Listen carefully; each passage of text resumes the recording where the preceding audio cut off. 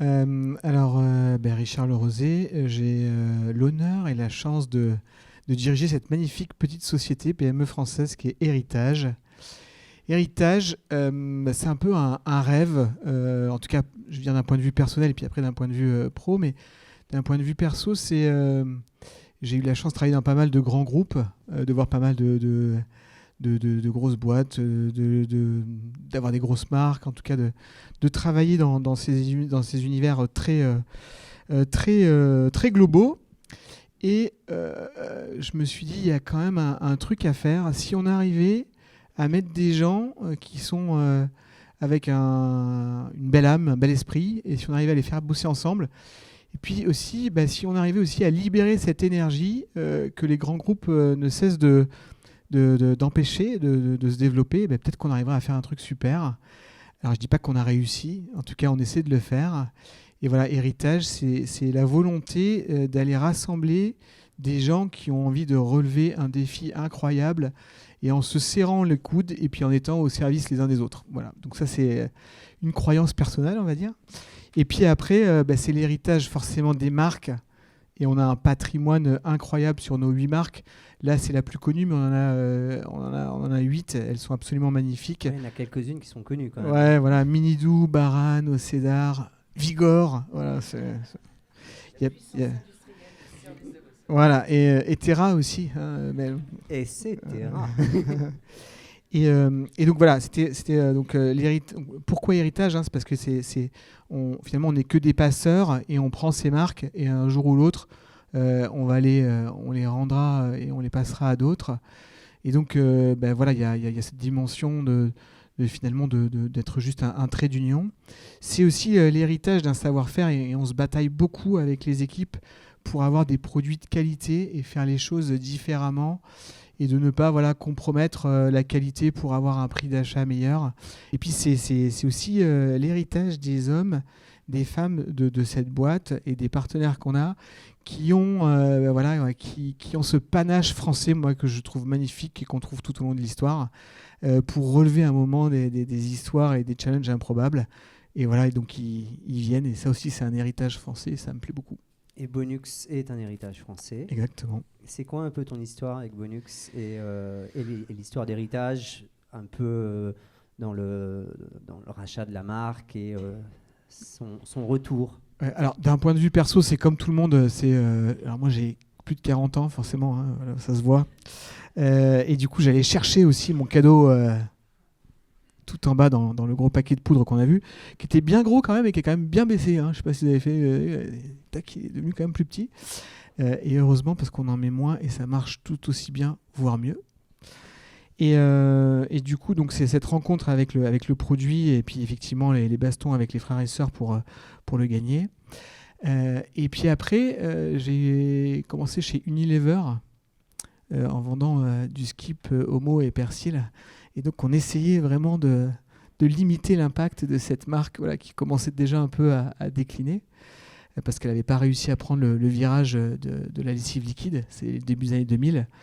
Voilà, donc c'est à la fois une relation émotionnelle et puis un peu de premier pas dans le monde du travail. Et puis, quand on a construit cette boîte, on l'a construite autour de 3 pôles.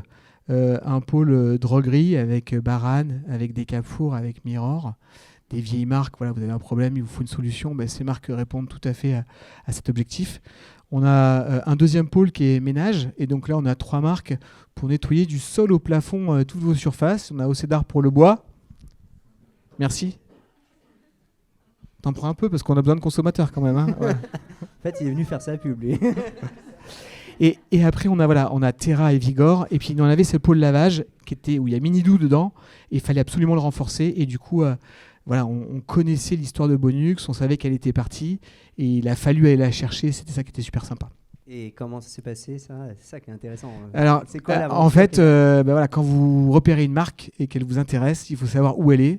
Et donc, elle était chez des Allemands, chez Dali. Ça avait été vendu en 2017 par Procter à Dali, qui sont le gros faiseur de produits MDD de l'Europe de l'Est, on va dire, pour schématiser. Et il a fallu convaincre ces gens-là. Et en fait, ça prend un temps fou, ça prend 2 petites années, parce qu'en fait, au départ, vous rencontrez quelqu'un un peu lambda dans l'organisation, on va dire un cadre moyen, et puis il faut se faire connaître et il faut être crédible. Et donc, du coup, il faut réussir à monter tous ces échelons pour arriver au décideur, à celui qui possède la boîte, et de dire oui, je vais faire affaire avec ces gars-là parce que c'est des bons mecs et qui veulent bosser et qui veulent relancer une belle marque. Et après tout, j'ai pas le droit de la garder comme ça pour moi. Bon, et on a payé quand même aussi. Hein. Combien? À un prix certain. Hein, quand on aime, on compte pas. Hein, donc, Jean? C'est un défi, parce que je dis souvent que la marque, c'est un défi lancé par le créateur au monde, avec pour dessein de changer le monde et pour destin de prolonger le monde. Vous avez beaucoup de grandes marques qui sont plus vieilles, qui sont, comment dirais-je, qui sont toujours là alors que les êtres humains sont morts. Elles sont donc extraordinaires. Enfin, je veux dire, c'est quand même là une alchimie, et je m'interroge toujours pour savoir comment elles sont toujours là. C'est bon. Alors, donc, héritage, il ne faut surtout pas être rentier. Surtout pas être rentier. Ça parce que et donc, il faut faire un état des lieux. Et alors, il faut à l'héritage, c'est bien dit, mais il faut que le terreau soit fertile et fécond. Et il peut l'être triplement par la puissance des marques. Vous l'avez dit, Bonux, puissance de Bonux dans l'imaginaire. La mémoire des consommateurs, bien sûr. Mais il faut qu'on soit en résonance et en consonance avec le temps d'aujourd'hui. Mais il faut aussi la légitimité. On ne relance pas n'importe quelle marque comme ça. Bonux a été légitime en son temps. L'est-elle aujourd'hui? Qu'est-ce qui fait que Bonux est légitime aujourd'hui? Prouvez-moi. Quelles sont les preuves à conviction et les preuves à achat? Voilà. Et puis, bien évidemment, là on l'a vu avec le cadeau, on peut jouer sur la fibre, comment dirais-je, nostalgie. Alors il faut faire attention du bon usage de la nostalgie. Parce que je suis allé sur le Centre national de recherche textuelle et lexicale, c'est très bien, si vous voulez connaître l'étymologie d'un mot, etc. C'est remarquable. Et alors, en synonyme de nostalgie, par ordre décroissant, mélancolie, spleen, mal du pays, tristesse, vagalagme, regret, ennui, cafard, amertume, et vous n'avez que 2 petites choses positives, aspiration et rêve à la fin. Donc, nostalgie, oui, mais quelle nostalgie? Enfin bon, et puis souvent, la nostalgie, on l'utilise quand on est en période de crise. Alors, que nous dit Bonux, la pub? C'est que la marque est immortelle. La marque est immortelle. C'est quand même extraordinaire. Ben oui. Vous allez à l'INPI, elle est inscrite à l'INPI. La marque, c'est la grande différence par rapport à l'être humain. Alors, il ne faut surtout pas qu'elle vieillisse. Mais elle est immortelle. En revanche, le produit, lui, n'est pas toujours immortel. Le produit peut mourir. Et donc, mais si la marque est immortelle, sa disparition prouve que rien n'est acquis.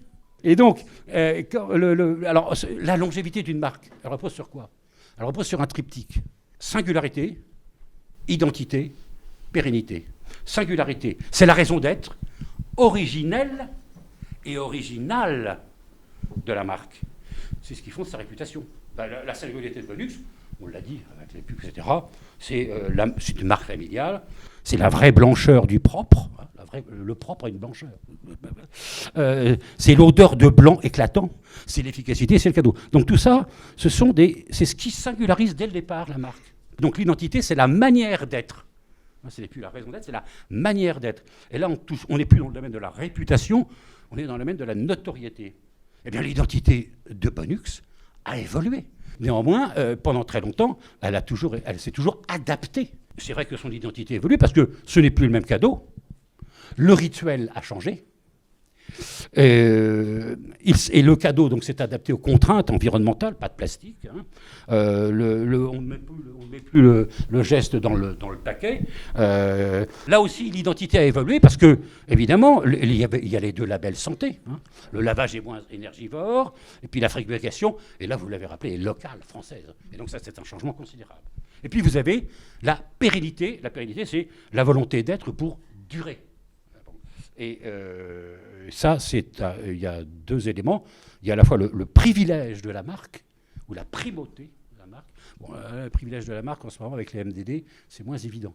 Mais il y a surtout la préférence de marque, l'inclination, parce que le juge de paix, c'est le consommateur. Et puis c'est aussi la grande distrib, la place sur le linéaire. Il y a des incontournables auxquels on ne peut pas échapper. Donc c'est voilà. Alors, vous allez me dire, bon, tout ça c'est bien gentil, mais je me suis interrogé sur la différence entre marque et produit. Qui prime? Qui de la marque ou du produit prime? Alors je vais vous donner une définition de la marque qui rejoint tout à fait ce que vous avez dit avec votre équipe. J'ai beaucoup aimé. La marque, c'est le faire savoir du savoir-faire pluriel des hommes d'hier et de demain, les femmes bien sûr, tout au long de la chaîne de création de valeur, pour un savoir-être utile et essentiel aux consommateurs par le produit. C'est ça qui est important. Et je trouve qu'aujourd'hui, enfin depuis un certain temps, on avait totalement oublié la place des hommes et des femmes dans la création des marques. Et il y a une marque qui a parfaitement bien compris ça, c'est Malongo, avec son slogan « Le cœur de l'homme bat dans Malongo ». Ils ont tout compris. Et donc, la marque, c'est un petit peu l'écrin, le produit, c'est la pépite, et le tailleur, c'est le créateur, c'est l'équipe, c'est les salariés. Et donc ça, c'est très important pour... Mais alors, la marque, bien sûr, demande, et vous l'avez dit, une vigilance extrême. Deux cas d'école, deux cas concrets qui sortent un petit peu de l'univers des lessives, mais pourquoi pas. Vous connaissez tous Paille d'Or. Paille d'Or. Les gaufrettes Paille d'Or. 1904. Mais c'est hallucinant, ils n'ont pas changé de goût. C'est toujours emballé dans un truc qui est emmerdant. C'est un petit peu d'ailleurs comme Boursin, hein, quand on a le truc de Boursin, ça colle, mais c'est toujours là. Pas de pub. Ils ont une fois innové il y a une dizaine d'années en lançant non plus de la framboise mais du citron, puis ils ont arrêté. Mais c'est toujours là. Non mais c'est toujours là. C'est quoi ce mystère? C'est hallucinant. Et en revanche, Lu, parce que comment dirais-je, Paille d'Or c'est Lu.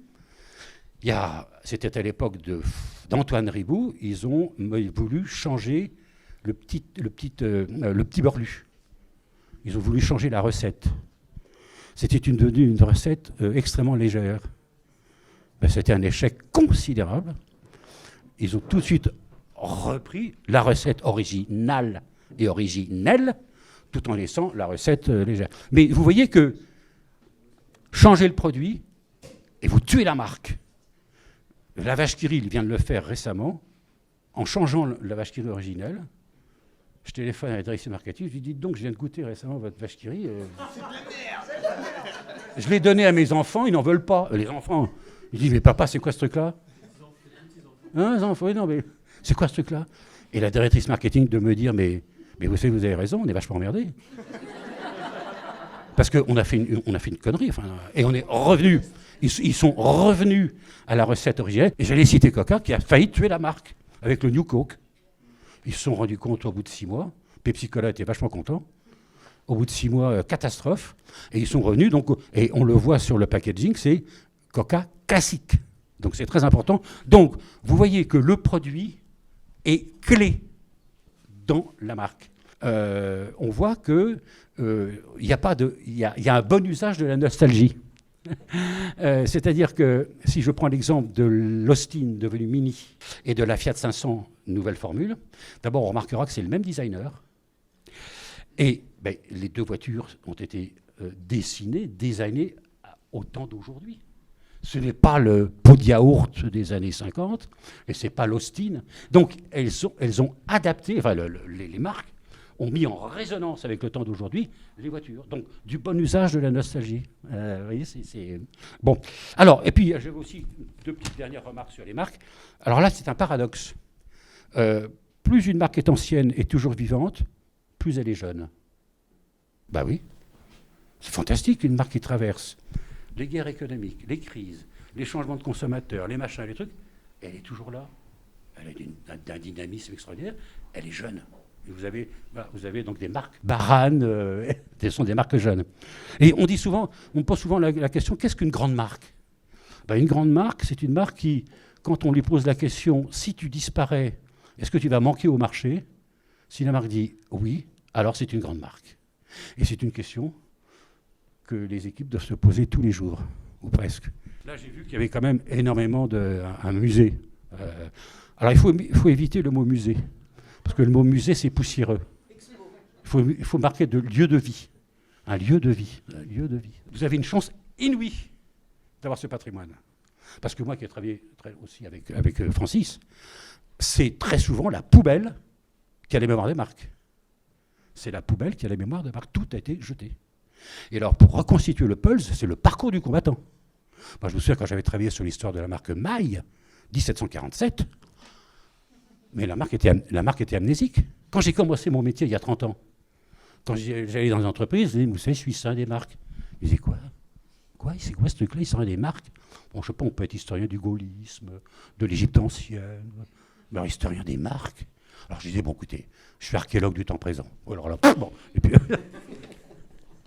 Et donc, comment dirais-je, et donc on me disait, mais oui, mais l'histoire c'est le passé, c'est poussiéreux, est-ce que je vais gagner davantage de clients, est-ce que je vais augmenter ma part de marché, quel va être le retour sur investissement? Mais les gens ne seront pas. Alors, c'est aujourd'hui que les entreprises se disent, tiens, bah, effectivement, j'ai une histoire, ça va peut-être me servir pour me singulariser, me distinguer, comment dirais-je, créer une réputation. Et l'histoire de la marque relève aussi, c'est très utile pour la marque employeur. On rentre plus facilement peut-être dans une entreprise qui a une histoire plutôt que dans une entreprise qui est... Bon, enfin, mais c'est important. Et donc, moi je dis toujours aux entreprises, aux responsables, mais l'histoire, ce n'est pas seulement le passé, l'histoire, c'est l'éternité. Et donc l'histoire s'écrit demain. Et elle s'écrit aussi avec les salariés. C'est très important. On crée une culture d'entreprise. On fédère, on engage, on implique avec l'histoire. Rechercher le patrimoine, moi j'aime bien prélever ce que j'appelle la carotte de la marque. Prélever la carotte de la marque pour avoir toute son histoire, une sorte de radiographie, d'historiographie, de cartographie. Au commencement de la création, il y a le produit. La marque vient après. La marque d'ailleurs est née, d'ailleurs c'est amusant parce que la marque est née quand on est passé au début du 19e siècle, quand on est passé du produit vendu en vrac au produit vendu à l'unité, avec le nom du créateur, etc. Meunier, le chocolat Meunier, c'était... Je vais être rapide. Je vais vous raconter un peu, nous, ce qu'on pense de tout ça. Du marketing de la nostalgie. Parce que c'est comme ça que ça s'appelle. Et merci, Jean, d'en avoir parlé un peu, parce qu'on a peut-être même un coup de gueule à pousser sur ce sujet-là. C'est ton point de vue. Ouais. Je dis on quand je parle de moi. En fait, on s'est posé une question assez bête et un peu provoque. On s'est dit, mais est-ce que la nostalgie, c'est un truc de vieux ?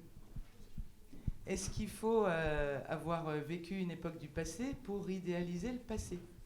Et évidemment non. Là, vous avez, j'imagine, tous déjà répondu dans vos têtes. Évidemment non. Il suffit de regarder la mode, il suffit de regarder la musique, il suffit de regarder les séries. Il suffit de regarder tout ça pour se rendre compte que non, la nostalgie, c'est assez universel. Le fait de se dire qu'on idéalise un passé, c'est un truc universel. Et puis la deuxième question qu'on s'est posée, c'est, mais la nostalgie, on en parle beaucoup. Enfin, je ne sais pas si vous voyez tous ces articles qui nous abreuvent sur le marketing de la nostalgie, etc. Est-ce que c'est un truc de l'époque ? Et alors au début, je me suis dit, non. Et je me suis souvenu qu'en CM2, on est en 82, je parle de moi, grosse étude représentative de la France, on écoutait les tubes des années 60 et les Forbans pour ceux qui ont la ref. Et d'ailleurs, ceux qui ont la ref est devenu un vrai truc de l'époque. Déjà, j'écoutais pas, comme tous mes copains, j'étais pas anormal. Déjà, on écoutait des musiques qui n'étaient pas de notre époque. Seulement, c'était comme ça, c'était pas très commenté. On se disait pas qu'on faisait ça parce que le présent était tellement terrible à vivre et qu'on avait besoin de refuge face à la difficulté du présent et du futur. Et alors il y a des chiffres qui montrent que l'époque est difficile, et il y a même un chiffre qui nous a saisis. C'est une étude qui a été faite par des gens très sérieux, qui nous dit qu'en dans les années 2020, là, je ne sais pas si ça date de 2020 ou de 2021 cette étude, il y a 30% des jeunes qui se considèrent comme malchanceux de vivre dans leur époque. Et alors 30% déjà c'est beaucoup, mais c'est surtout le double de quelques années avant, de 20 ans avant. 99, ils étaient que 15%. Alors on peut se dire, ah mais c'est terrible l'époque qu'on vit. Le présent est tellement difficile. Et on peut continuer de porter un regard de vieux con sur la situation. Parce que je pense que c'est exactement ce qu'on fait quand on se dit, revenons dans le passé, c'était mieux avant. Ben non, c'était pas mieux avant, ça pourrait prendre 4 heures. On va juste parler de nous, notre approche de la chose. On pense pas que c'était mieux avant. Et c'est ce qu'on s'interdit quand on aborde la nostalgie, pour 2 raisons. La première, c'est que le phénomène de regarder derrière, et c'est ce qu'a très bien expliqué Jean, de donner un avenir à son passé, comme nous le dit Laurent, plusieurs fois par mois.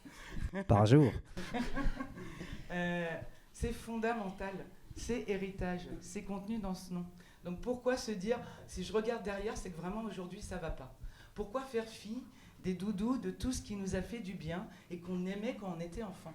Parce que ce qui permet de traverser le temps, c'est cette qualité. Donc ce qu'on aimait, il n'y a pas un moment où c'est devenu nul, sauf, on va parler des références musicales, il y a des moments où c'est devenu nul. Non, la qualité permet de traverser le temps et regarder derrière soi pour savoir où on est aujourd'hui et se construire demain, c'est vachement intéressant.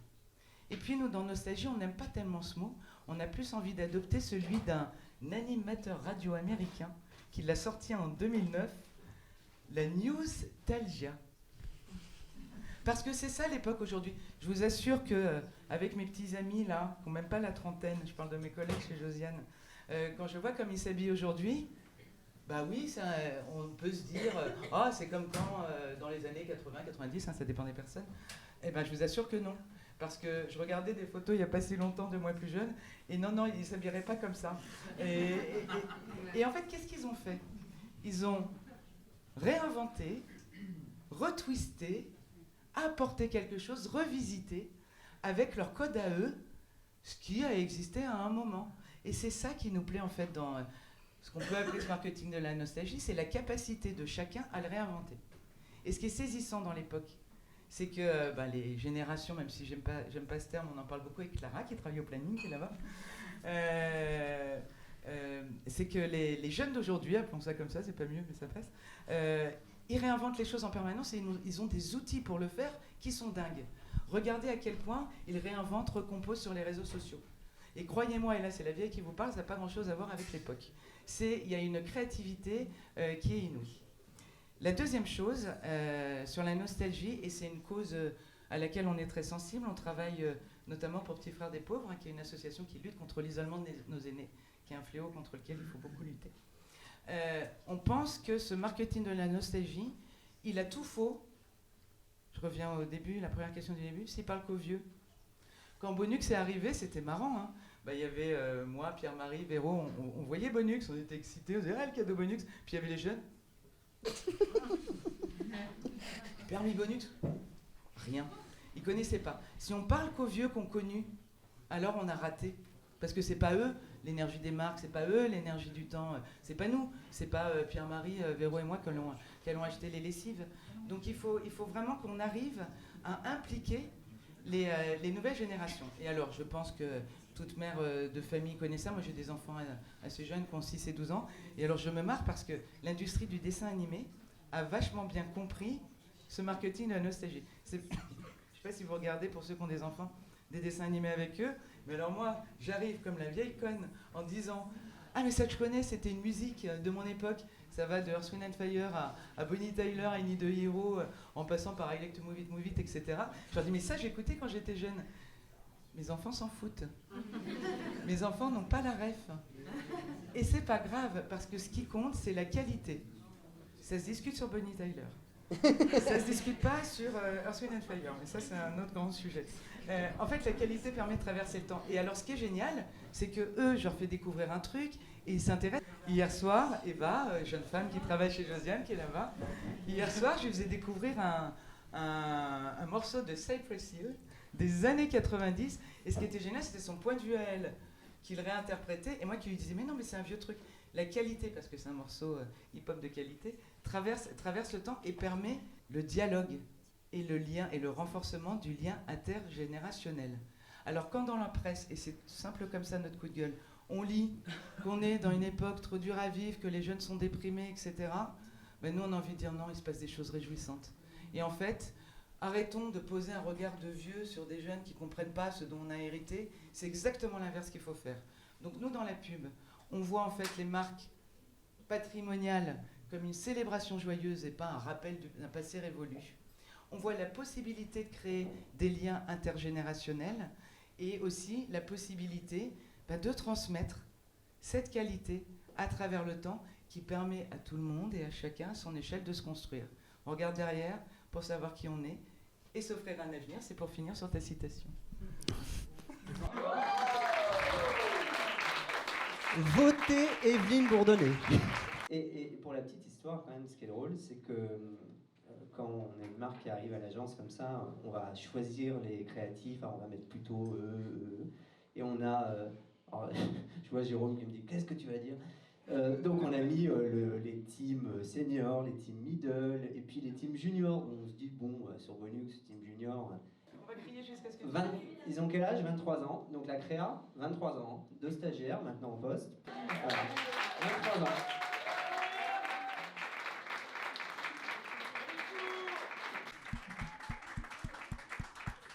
Donc ça nous a permis des moments extraordinaires entre ces générations, et c'est un peu aussi ça qu'on vit à l'agence. Donc ouais, en vrai c'est une vraie fierté de se dire c'est des gamins de 23 ans, 24 ans qui ont sorti cette copie. Pour finir, Francis, un petit mot, peut-être on revient au moment original et originel. Parce que Michel Sourda, en 1958, c'est lui qui a l'idée de mettre un cadeau dans la lessive. Son père était épicier. Et il se rappelle avoir les surprises à l'époque, ça existe toujours peut-être encore. On achetait une surprise, on ne savait pas ce qu'il y avait dedans, chez le boulanger, voilà, en cône, voilà, c'est ça. Et l'idée lui dit, voilà, il faut absolument qu'on essaye de faire quelque chose comme ça, mettre une surprise dans la lessive. Et il a cette idée géniale de mettre des objets. Alors pas que des jouets, plein d'objets différents. Au début, il y a eu 500 objets, puis 1000, puis après 2000, après on a arrêté de compter parce que c'était une folie. Mais Michel Sourda, en 58, voilà, c'est le papa de Bonux. Donc c'est bien de le rappeler un peu de temps en temps. Je voulais aussi, bon, il est décédé maintenant, je voulais aussi rendre hommage à Françoise Durand, qui est la première acheteuse de primes, qui est aussi partie au paradis. Et Françoise, elle a vraiment été chercher tous ces fabuleux cadeaux que vous retrouvez à l'accueil, les petites voitures, voilà, tout ça, c'est celle qui a fait ça, suivie de très près par Sylvie, qui est là, et qui est à l'origine des Kiki, par exemple, pour ne citer que.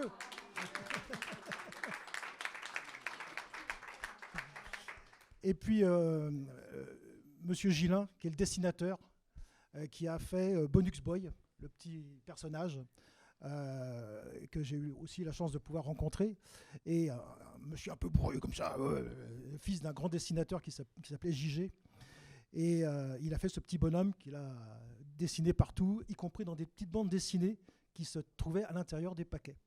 Après, il y a eu un autre dessinateur qui s'appelle Bercovici, qui a repris le flambeau. D'ailleurs, Monsieur Gillin était très furieux qu'on ait piqué son bonhomme sans lui sans demander son avis.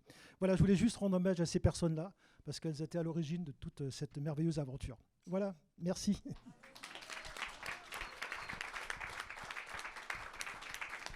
Merci d'être venus si nombreux, merci à nos invités.